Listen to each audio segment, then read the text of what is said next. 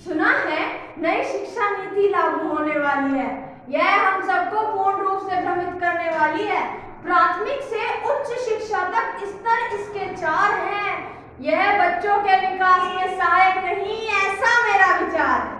नमस्कार उपस्थित मान्यगण एवं मेरे मित्र। मान्यवर, मेरे जो विपक्षी मित्र बड़ा चिल्ला कर बोल रहे हैं कि शुरुआती शिक्षा मातृ भाषा में, क्षेत्रीय भाषा में, परंतु महोदय, इससे तो बच्चों की शिक्षा में असंतुलन की स्थिति पैदा हो जाएगी। मान लीजिए एक बच्चा तीसरी कक्षा में पढ़ता है और राजस्थान में रहता है। यदि किसी कारणवश उसे पंजाब जाकर पढ़ना पड़े तो उसकी ना तो खम्मा गड़ी रहेगी, ना बल्ले बल्ले। ऐसे तो वो ना घर का रहेगा ना घाट का। और बात करते हैं विश्व पटल तक पहुंचाने की। मान्यवर, मैं समझती हूँ कि कोरोना महामारी की आड़ में नई शिक्षा नीति ऑनलाइन शिक्षा को सुनिश्चित करना चाहती है। क्या आप और हम नहीं जानते कि इंटरनेट और कंप्यूटर की पहुंच समाज के बड़े तबके तक नहीं है, और यहाँ तक कि मान्यवर सरकार तक के स्कूलों में इनकी उपलब्धता आज तक नहीं की जा सकी। ऐसे में ये विचार कल्पनात्मक अधिक और यथार्थ कम लगता है।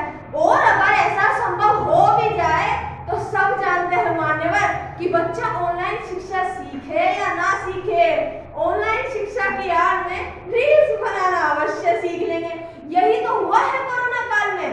उपस्थित सज्जनों, यह नीति बालक को शारीरिक रूप से स्वस्थ बनाने की बात करती है और साथ ही 2 बार बोर्ड परीक्षा कराने का प्रस्ताव पारित करती है।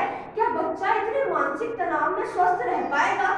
मान्यवर, मुझे लगता है उसका सर्वांगीण विकास हो या ना हो, उसका सर्वांगीण ह्रास तो हो ही जाएगा।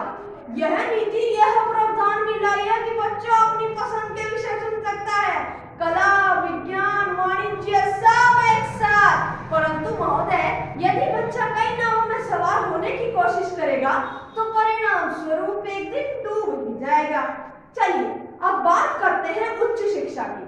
स्नातक 4 वर्ष में पूरा होगा और परास्नातक 1 वर्ष में। यह तो वही बात हुई मान्यवर कि बच्चे का कान ऐसे न पकड़ के ऐसे पकड़ लिया जाए। विद्यार्थी तो अपने 5 वर्ष पहले भी दे रहा था और अब भी देगा। और उस नई नीति के अनुसार उच्च शिक्षा के बाद सीधा पीएचडी कर सकते हैं, एमफिल की आवश्यकता ही नहीं।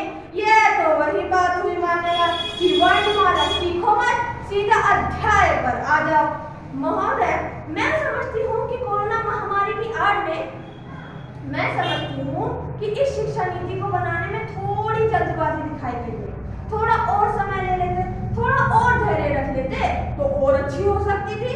अब अंत में मैं बस इतना कहना चाहूंगी कि ऐसी शिक्षा नीति से नहीं हो सकता बच्चों का बेड़ा पार।